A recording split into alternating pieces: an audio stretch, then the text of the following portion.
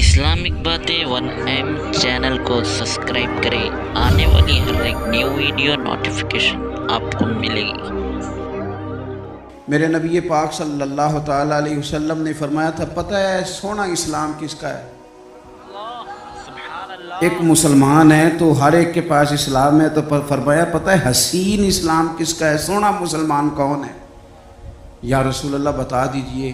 تو فرمایا جو بے معنی، بے مقصد اور فضول چیزوں کو چھوڑ دے وہ سونا مسلمان ہے۔ اسلام کے حسن کا تقاضا ہے۔ مسلمان تو سونے سونے چنیدہ کام کرتا ہے۔ اس کے تو جو معاملات ہوتے ہیں وہ بڑے صاف ستھرے، اس کے جو کام ہوتے ہیں وہ بڑے اعلیٰ پائے کے۔ فضول بحثوں میں الجھنا، فضولیات میں وقت ضائع کرنا، فضول سوالات کرنا، فضول سوالات بھی دین میں منع۔ اب قرآن مجید پڑھیے تو رب فرماتا ہے کیا تم بھی میرے نبی سے اسی طرح کے سوال کرنا چاہتے ہو جیسے اس سے پہلے حضرت موسیٰ سے کیے گئے؟ وہی رنگ اختیار کرنا چاہتے ہو؟ ابحاث میں الجھ جانا، اس چوک میں وقت گزارنا۔ ہمارا تو آپ یقین کریں کچھ وقت لے گئے کعبہ خانے، کچھ زندگی لے گئی ہوٹل، کچھ وقت گزر گیا سیر کرنے میں، کچھ یہ پتہ کرنے میں گزر گیا کہ آج کل بھلا کون کون کیا کیا کر رہا ہے۔ اس پر بڑا وقت گزر گیا، فلانی جگہ کیسے پہنچ گیا، فلانے کی فلانی مصروفیت کیسے بنی، فلانے کا فلانے سے تعلق کیسے بنا، زیادہ وقت اسی میں بیت گیا۔ فضول ابحاث، فضول بحثیں، فضول وقت کا ضیاع، اپنے معاملات پہ بالکل توجہ نہ دینا۔ یاد رکھنا ہمارے بہت سارے کام صرف اس لیے خراب ہو جاتے ہیں کہ ہم توجہ نہیں کرتے۔ میں ایسے لوگوں کو جانتا ہوں کہ جو اپنے اداروں کا مہینوں وزٹ نہیں کر پاتے، اپنے اداروں کا۔ فیکٹری کے مالک کو پتہ ہی کوئی نہیں کہ کارکن کیا کر رہے ہیں، یعنی اٹھ کے وہ پسند ہی نہیں کرتا کیونکہ اس کے کمرے میں اے سی لگا ہوا ہے، مزدور دھوپ میں کام کر رہے ہیں۔ ہمارے ڈھیروں کام فقط اس لیے خراب ہوتے ہیں کہ ہم اپنے وقت کو ضائع کرتے ہیں، ہم اپنی ذمہ داریوں کا احساس نہیں کرتے، بری طرح ہم نے اپنے وقت کو الجھا لیا ہے۔ جنت اللہ کے فضل کا مقام ہے۔ جنت میں انسان کو نہ من چاہی چیزیں ملیں گی، یعنی وہ چاہت کرے گا تو اللہ وہ چیز اسے عطا کر دے گا۔ من چاہی چیزیں جنت میں ملیں گی، من چاہی، یعنی حضور صلی اللہ تعالی علیہ وسلم نے بات کو نہ دو جملوں میں بند کر دیا۔ فرمایا جنت میں رب نے تمہارے لیے وہ نعمتیں تیار کی ہیں نہ کسی آنکھ نے دیکھی، نہ کسی کان نے سنی، نہ کسی دل میں کبھی خیال بھی گزرا ہوگا کہ رب یہ بھی عطا کرے گا۔ لیکن حضور کیا فرماتے ہیں؟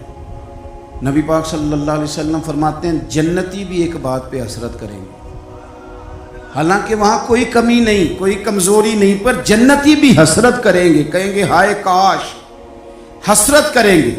یا رسول اللہ کس بات پر؟ تو حضور فرمانے لگے وہ وقت جو دنیا میں ان سے ضائع ہو گیا، خدا کا ذکر نہیں کر سکے، درود نہیں پڑھ سکے، جو وقت ضائع ہو گیا اس وقت پر جنتی بھی جنت میں جا کے حسرت کریں گے کہ یار یہ کیوں ضائع کیا۔ دیکھیں دنیا میں نا سب سے بندہ سمجھدار وہ ہے جسے اپنا وقت مینج کرنا آ گیا۔ ہم کیا کرتے ہیں، ایک چیز کو گلے لگا کے باقی کاموں سے بھی رہ جاتے ہیں۔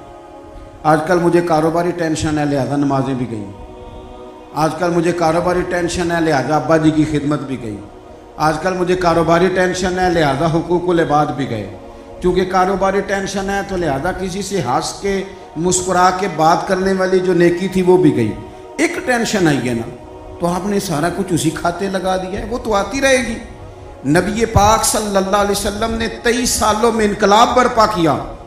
آپ دیکھ لیں کون سا ایسا موقع ہے جہاں سکون سے کسی نے بیٹھنے دیا؟ کبھی کافر بدر میں آ گئے، کبھی احد میں آ گئے، کہیں خندق میں آ گئے، کہیں خیبر میں آ گئے۔ وہ معاملہ اپنی جگہ پہ تھا تو یہاں مدینے میں یہودیوں کی سازشیں شروع ہو گئیں۔ وہ اپنے مقام پر ایک معاملہ تھا تو منافقین اندر تھے، وہ الگ سے عبداللہ بن ابی سلول کا گروپ الگ سے سازشیں کرتا تھا۔ پر ان ساری پریشانیوں کے باوجود اور جو نجی اور ذاتی دکھ تھے وہ بھی اپنی جگہ پہ قائم۔ کبھی حضرت خدیجہ وصال کر گئی، کبھی حضور کی بڑی شہزادی کا وصال ہو گیا، حضور بدر کی فتح کر کے آ رہے تھے تو حضرت عثمان غنی نبی پاک کی شہزادی کو دفن کر کے آ رہے تھے، تدفین ہو رہی تھی۔ یہ سارے نظام دکھ بھی ساتھ رہے، پر ان سارے کاموں کے باوجود رسول پاک تہجد بھی وقت پہ پڑھتے رہے، صحابہ کو قرآن بھی وقت پہ سکھاتے رہے، رسول پاک صلی اللہ تعالیٰ علیہ وآلہ وسلم لوگوں سے مسکرا کے بھی وقت پہ ملتے رہے، حسنین کو کندھوں پہ بٹھا کے وہ والا معاملہ بھی وقت پہ کرتے رہے۔ سارے کام ساتھ ساتھ ہوتے ہیں۔ ہم نے ایک دو چیز کو بابو جی یہ نہیں صحیح ہو رہا لہذا سارا کچھ ہی خراب ہے۔ ہمارا وقت ضائع ہو رہا بھائی، اور تیزی سے ضائع ہو رہا ہے۔ ہم بڑے قیمتی ہیں، اپنے آپ کو قیمتی سمجھیں۔ آپ دیکھیں نا، ہمارے صوفیاء کہتے ہیں کہ وہ بار کچھ پہچاننا، اللہ کی معرفت حاصل کرنا، آگے بڑھنا، یہ تو دور کی باتیں۔ سب سے پہلا کام یہ ہے کہ من عرف نفسہ، اپنے آپ کو تو پہچاننا۔ یہ جو ہمارا طبقہ نوجوانوں کا ہے اور ہمارے وہ لوگ جو ابھی اپنی عادات کو پکا رہے ہیں، وہ اپنے معاملات کو تھوڑا سا مینج کر کے چلیں۔ اگر آپ سارا دن فارغ رہیں گے تو کچھ نفس کی لذات بڑھ جائیں گی۔ چیزوں کو مینج نہیں کریں گے تو جو لوگ گھر میں سارا دن لیٹے رہتے ہیں ان کی فرمائشیں بھی بڑھ جاتی ہیں۔ کبھی ان کا صبح کے ناشتے میں پائے کھانے کو دل کر آتا ہے، دوپہر میں کچھ فارغ ہیں تو وہ کہتے ہیں پکوڑے نکل آئیں تو تب بھی ذرا اچھا ہی رہے گا۔ پھر وہ تھوڑی دیر کے بعد یہ بھی فرمائش کرتے ہیں کہ شام کا وقت ہے تو چلو میٹھے میں بھی کوئی دو ایک ڈشیں بن جائیں تو اچھا ہوتا تھا۔ تو یہ مصروفیت پھر انہیں نا اگلے کچھ مہینوں میں ڈاکٹر کے پاس لے جاتی ہے، یہ والی مصروفیات۔ چونکہ آپ نے چیزوں کو مینج نہیں کیا، وقت کا تعین نہیں کیا۔ جو لوگ پابندی سے فجر کی نماز پڑھنے کے عادی ہوں، پابندی سے، وہ ذہن بنا لیں کہ آپ 2-3 دن اگر آپ نے پابندی سے الارم لگایا نا کہ مجھے 3:45 اٹھنا ہے، تو میرا خیال ہے کہ 3 یا 4 دن الارم بجے گا، 5ویں دن آپ خود بخود جاگ جائیں گے۔ اور فجر کے بعد جب آپ واک کر کے لوٹیں اور پھر آپ کا خیال ہو کہ میں نے کچھ تلاوت بھی کرنی ہے، آپ کا تعین ہو وقت کا، اور یہ رواج آپ کی وجہ سے بچوں میں منتقل ہوگا، آپ کی وجہ سے۔ ہمارے استاد فرمایا کرتے تھے میرا بس چلے تو میں طالب علموں کو ہفتے میں ایک چھٹی نہ دوں۔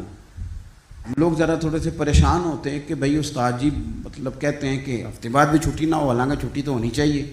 وہ کیا فرماتے تھے؟ وہ کہتے تھے جس دن چھٹی ہوتی ہے شیڈول خراب ہو جاتا ہے، بچوں کا اگلے دن بھی مدرسے آنے کو دل نہیں کرتا۔